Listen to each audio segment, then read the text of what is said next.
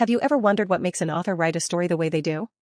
Hi, welcome to Story Seed, and today, I'm telling you what made Franz Kafka write his haunting story, A Hunger Artist. Franz Kafka wasn't just an author, he was a man who carried his pain quietly.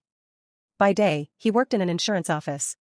And by night, he filled his notebooks with strange, emotional stories that no one around him really understood. He once said, writing is a form of prayer. For him, it truly was, because writing was the only way he could speak his truth. Kafka suffered from tuberculosis, a disease that made even eating painful. As his health declined, his body grew thinner and weaker. But while his body starved, his imagination grew sharper, more desperate to be heard. It was during this time, around 1922, that he wrote A Hunger Artist. A story about a man who fasts for art, locked inside a cage, watched by curious crowds. At first, people admire him, amazed by his strength. But soon, they grow bored. They walk away, leaving him alone, forgotten.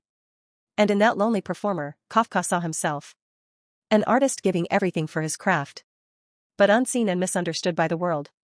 In Kafka's time, there were actually real hunger artists. People who would fast publicly for weeks as entertainment. But Kafka turned that real event into something deeper, a symbol of the artist's loneliness. He, too, felt trapped. In his job, in his illness, and in a society that didn't value his kind of truth. Most of his stories weren't even published while he was alive. He felt invisible, just like his hunger artist in the cage. Before he died, Kafka told his friend Max Brod to destroy all his writings. But Max didn't listen, and that's why we still know Kafka today. At the end of A Hunger Artist, the performer whispers, "I couldn't find food I liked." Those words sound simple, but they hold Kafka's deepest truth. He couldn't find joy in the world around him. Art was the only thing that kept him alive. When he finished this story, he was too sick to eat or even speak. He died 2 years later, in 1924, at just 40 years old. But his story, his hunger, never died. Franz Kafka's hunger was never for food. It was for meaning, for someone to finally understand him. And maybe, after all these years, through his stories, we finally do.